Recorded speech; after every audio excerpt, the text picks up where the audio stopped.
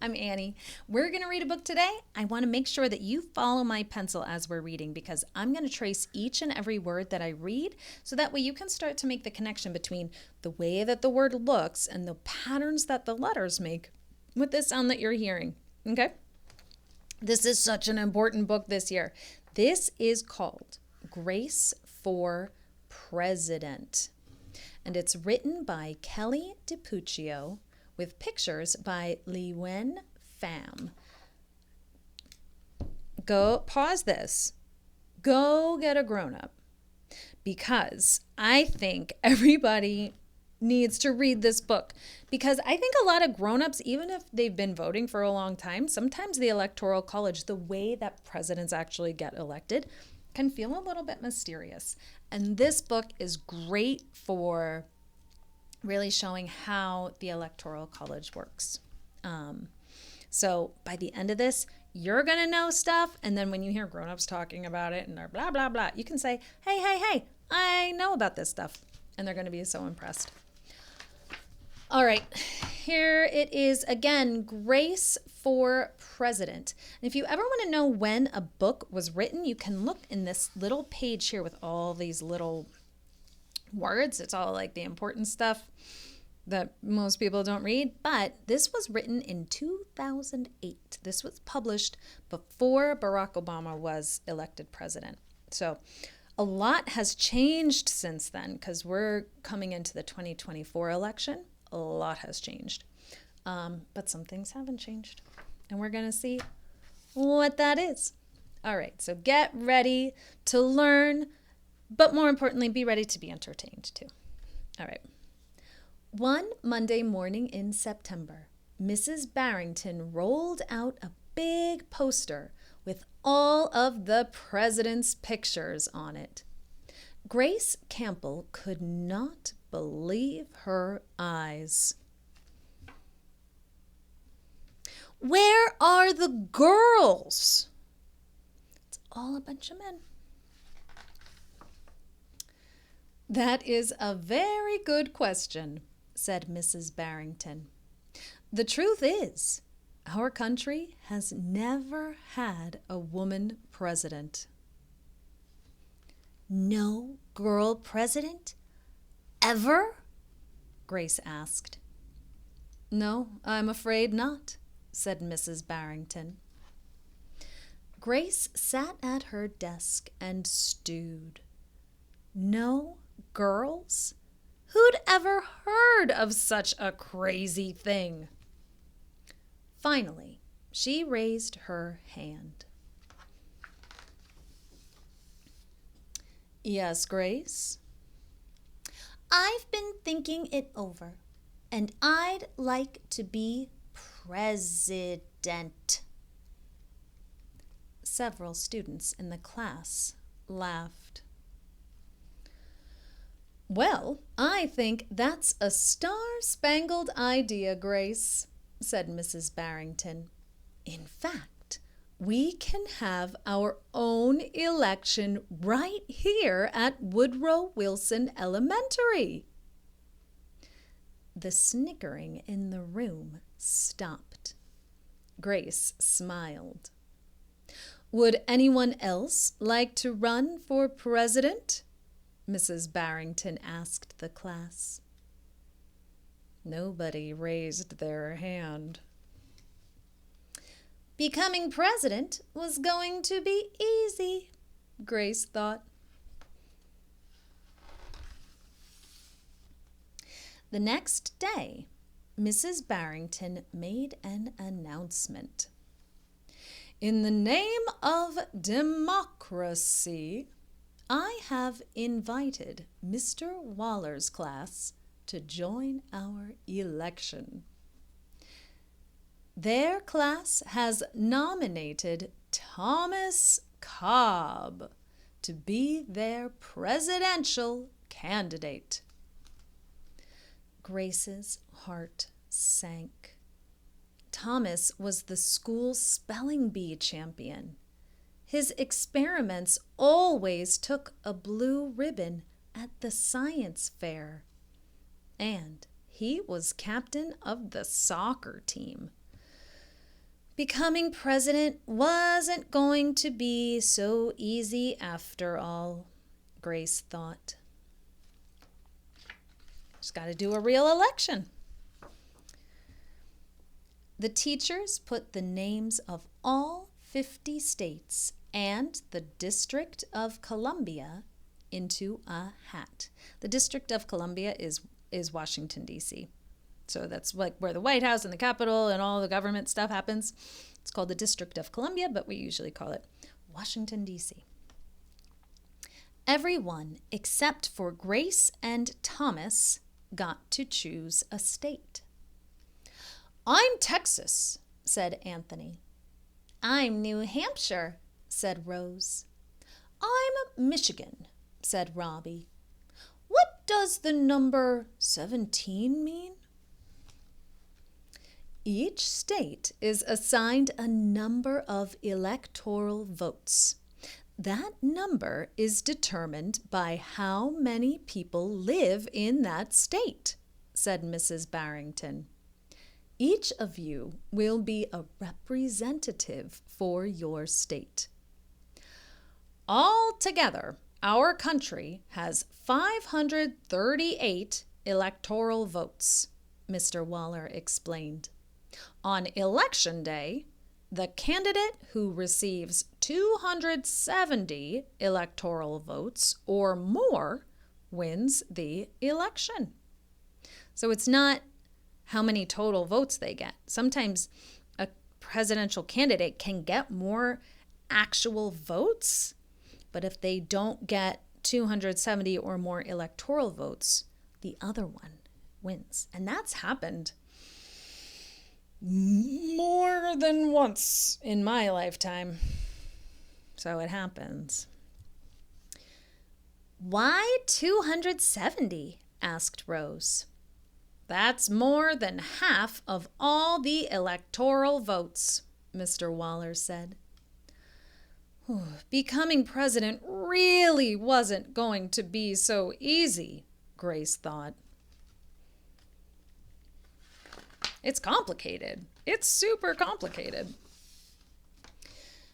Grace came up with a campaign slogan. Make history! Vote Grace Campbell for president. Thomas came up with his own campaign slogan. Vote for Thomas Cobb, the best man for the job. Grace listened to what issues were important to the students, and she made a list of campaign promises. A peaceful school, no bullies. A cleaner school, no littering. Better hot lunches. No more fish stick tacos. Thomas made up his own list of promises. Free tutoring. Free soccer lessons, fish stick tacos every week. So I don't know if he actually asked anybody. She spent all this time talking to the kids to see what their issues were. All right. Grace made campaign posters and buttons. Thomas made posters and buttons too.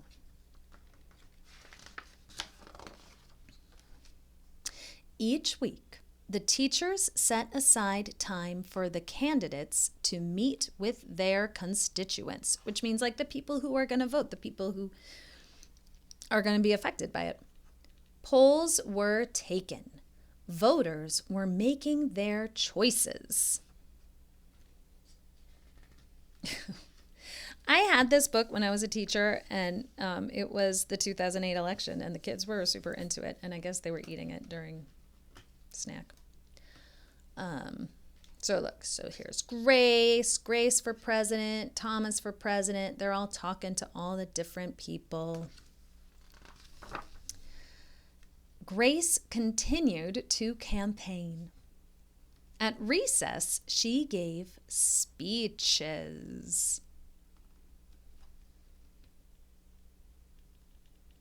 During lunch, she handed out free cupcakes.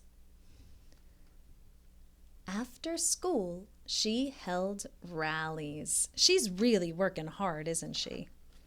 She's doing so much stuff.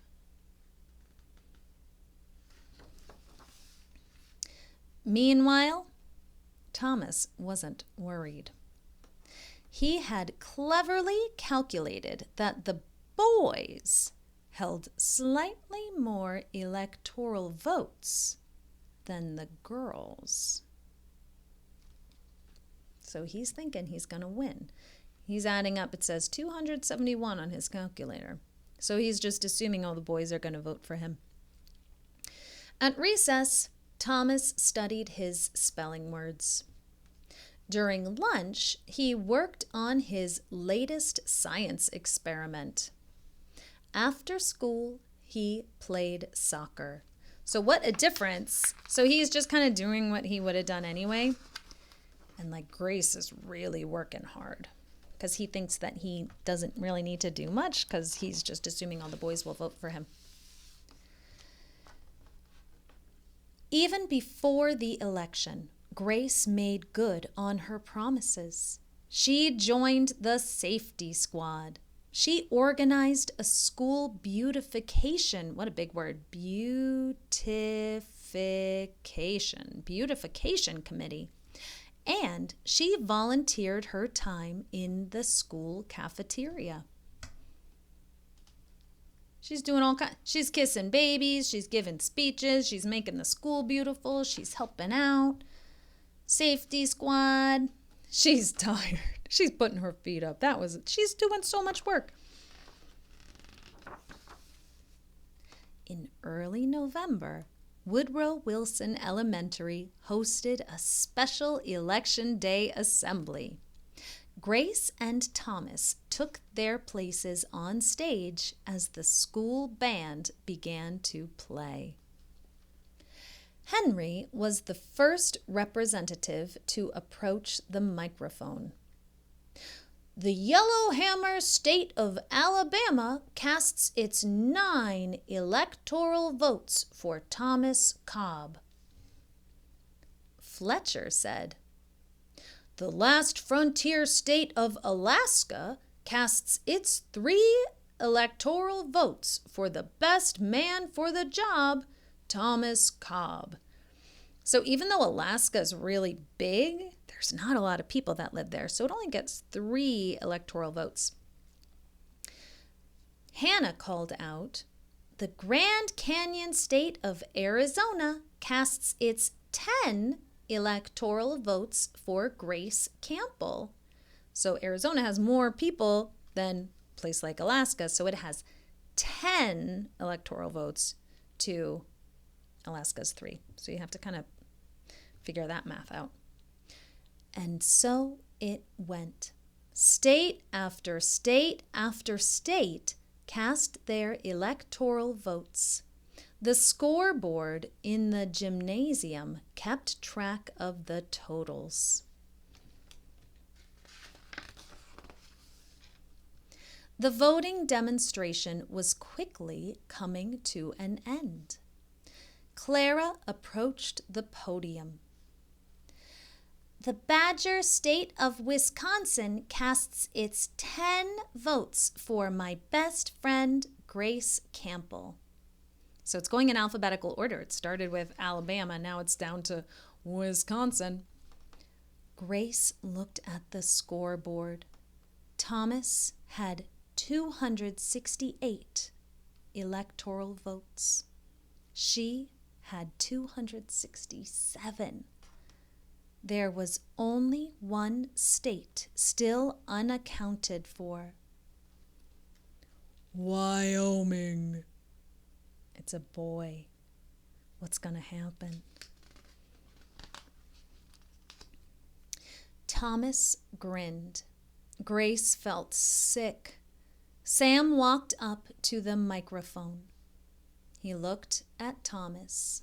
He looked at Grace.